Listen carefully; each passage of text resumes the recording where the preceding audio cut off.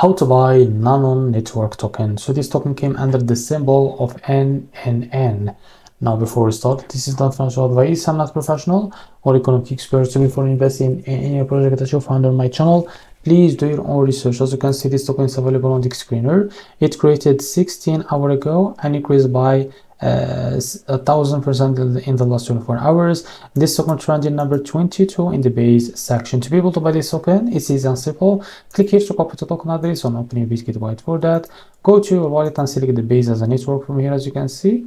Now after that, click on this plus icon and paste the token address here. As you can see, this is our token. Now click on this plus icon to add it to your wallet. Now go back to your wallet and find your token that you set added called Nanon network.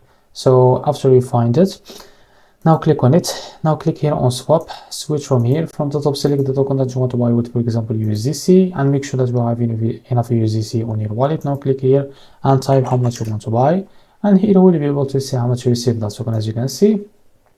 And after that, click here on swap and you will be able to buy this token. So this is how to buy a Nanon network token. If you found this very helpful, please like and subscribe. See you in the next video.